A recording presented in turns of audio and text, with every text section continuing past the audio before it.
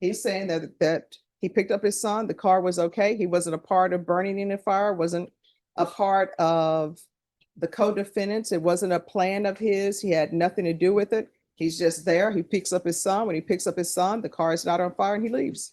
This is a case about a man charged with a shocking act of arson. He had a deal with the state that would have allowed him to get off with just probation. But everything changed when the judge read the police report, which showed that he had blamed the whole situation on his own son. Rather than simply accepting the plea, the judge decided to intervene. She was ready to stop the proceedings and question the defendant directly about that claim. Let's see how this surprising turn of events affects the hearing's outcome.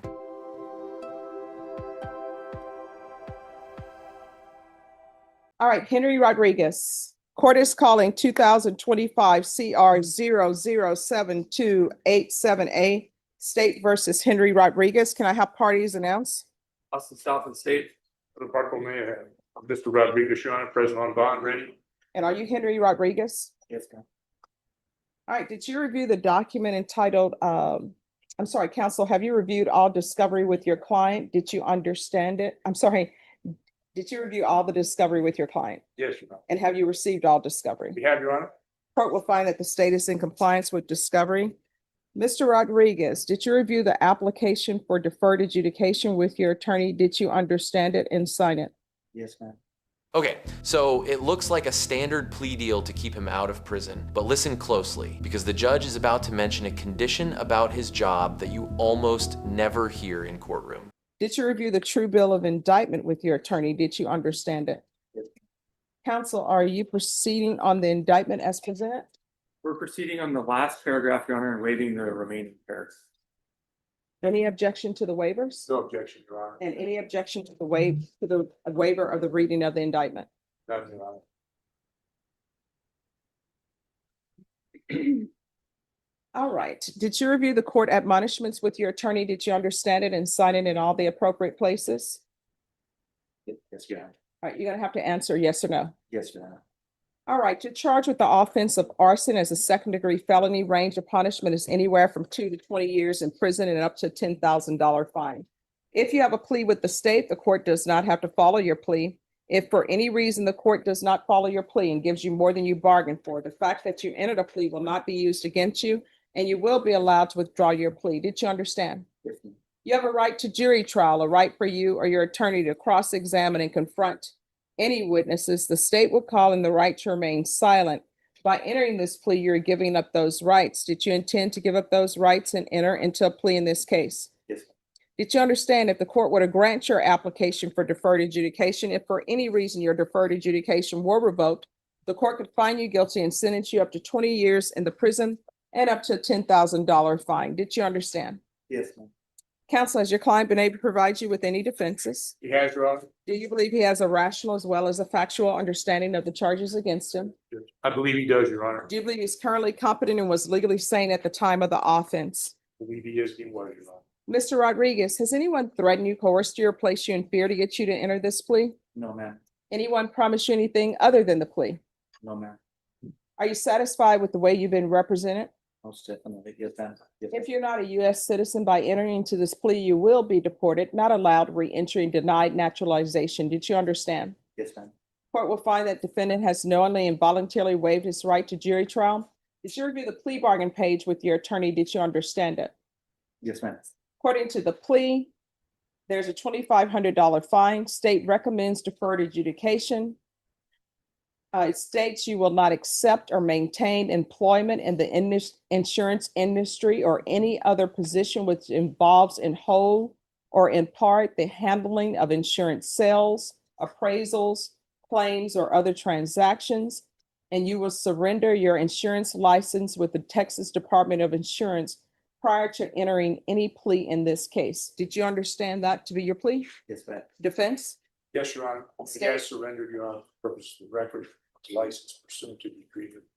Giving up your entire career is a huge step, so he clearly wants this deal. That makes what the judge does next so surprising. She's about to ask a simple question that has nothing to do with the plea, and it could change everything. Yes, ma'am. Right, and the court has in the paperwork a voluntary surrender of insurance licensing.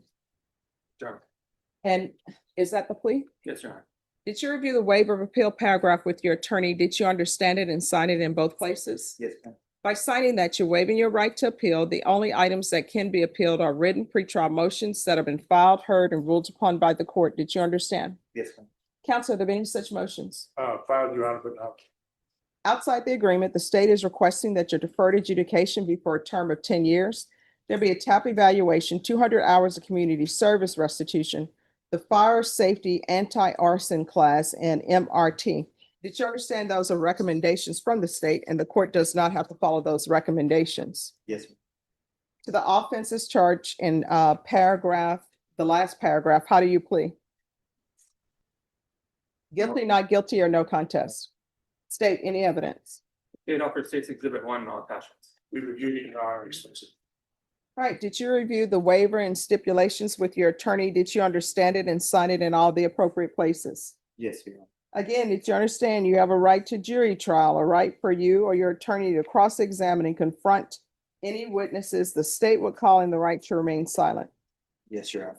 Did you understand that today the state will be presenting evidence in the form of witnesses' statements and police reports, but most importantly, there'll be no live testimony? Did you understand? Yes, Your Honor. Court will find that defendant has knowingly and voluntarily waived and consented to stipulation of testimony and stipulations. Court will accept into evidence State's Exhibits 1 and attachments and review the same. 1 minute, 37 seconds later. All right, after reviewing State's Exhibits 1 and attachments, the court will find there is sufficient evidence to find you guilty. The court will defer finding of guilt as you've applied for deferred adjudication. Are you proceeding with sentencing? We are, Your Honor. Anything you wish to say on behalf of your client? Your Honor, I've reviewed it extensively with my client. My client is gainfully employed, Your Honor. He and his wife own a very successful roofing business. He consulted long and hard about the situation and facts. Asked the court to follow the plea agreement, Your Honor. Only request perhaps, Your Honor, that you mitigate half perhaps of his community service as he works about 50 hours a week, Judge. And we'd be happy to pay that to charity. Okay.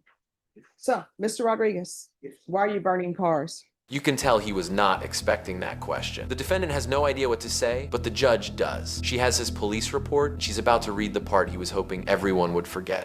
You have the question? Not burning car. Well, you burned this vehicle. Here's the thing.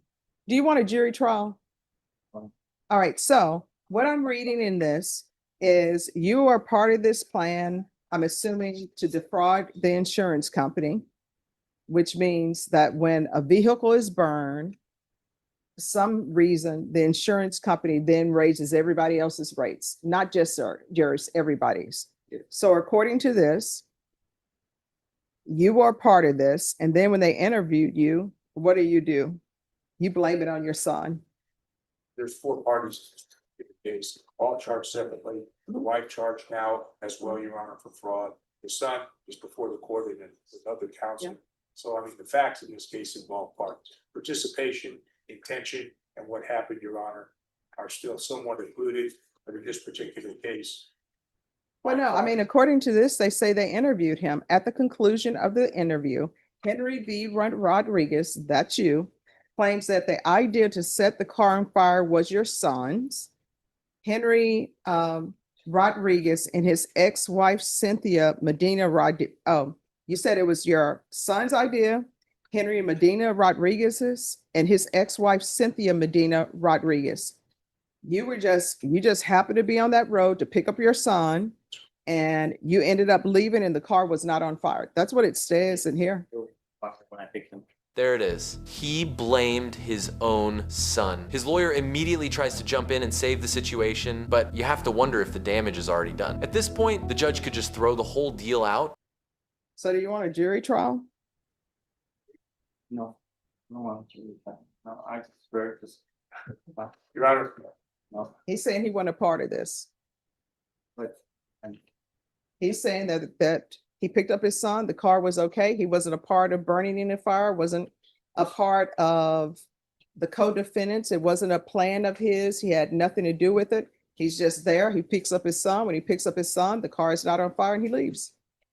Well, as your honor referenced State Exhibit 1, I mean, he stipulated that that's true and correct. And so that's the state's position as well.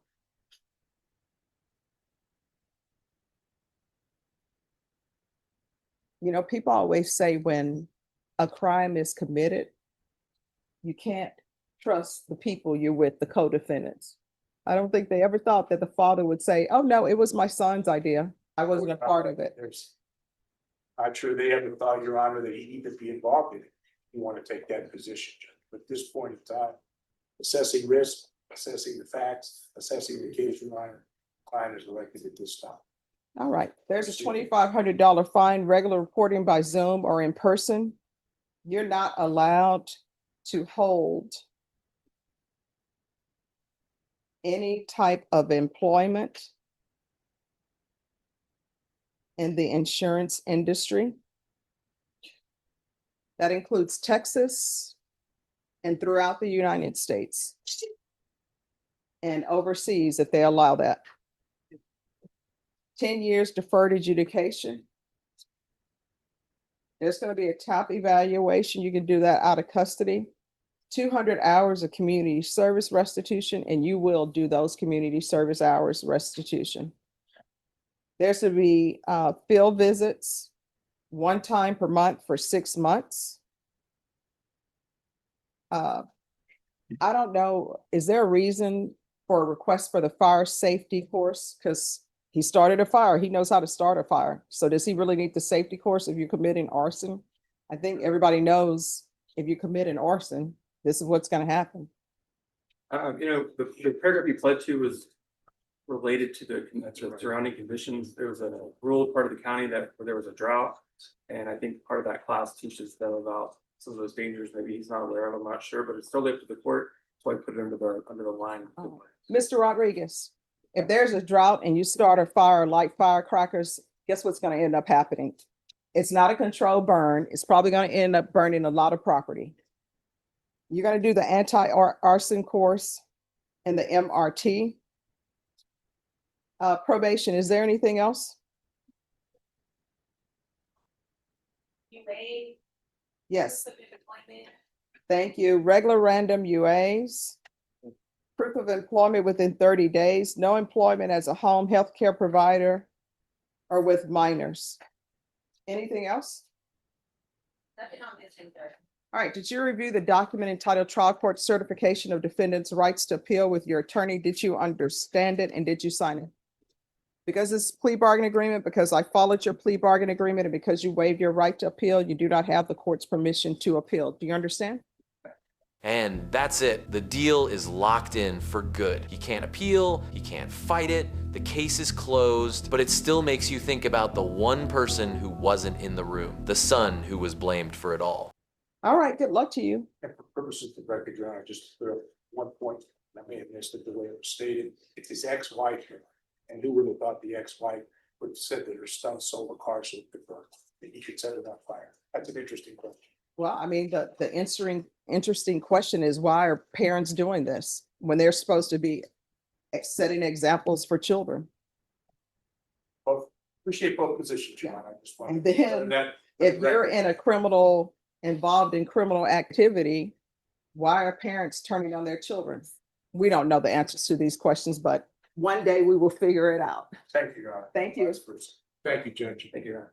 Ultimately, the judge accepted the plea and sentenced Henry Rodriguez to 10 years of deferred adjudication. While the defendant got the outcome he desired, he was initially compelled to confront his previous statement, where he had shifted the blame for the crime onto his son. This case stands out as a strong illustration of a judge exercising her authority to make sure that a plea is more than just a procedural step. It's a real acceptance of accountability. Even though the attorneys had a deal, the judge prioritized the integrity of the court.